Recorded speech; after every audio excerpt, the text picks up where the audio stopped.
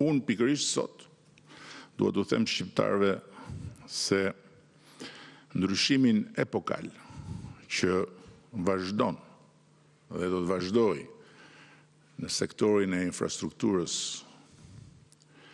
dhe në sektorin energjetik të vendit tonë nuk e solli koha. Nuk e sollën as thjesht parat. Para janë harxhuar plot edhe më parë për ato rrugët e lëna rrugëve. Nuk e solli askush dhe asgjë tjetër. Përpos votës tyre për këtë parti,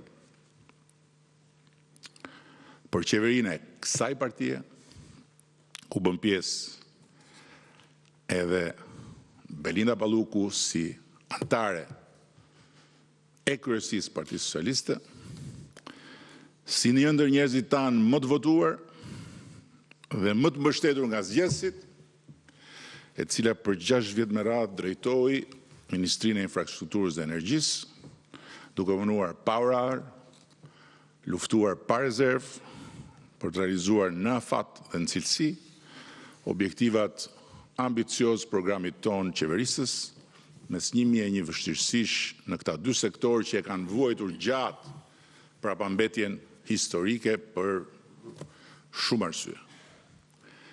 E di që edhe këtu mes nesh ka disa që mendojnë se fitoret shëmbullore elektorale të Belindës dhe skuadrave të udhëhequra prej saj në territor burojnë nga fuqia e pushtetit që ajo kishte. Kjo mbetet për t'u parë në zgjedhjet e afërta vendore në qarkun e Fierit, ku ajo do të vazhdojë të drejtojë qarkun dhe nuk do të jetë më në asnjë pushtet ekzekutiv.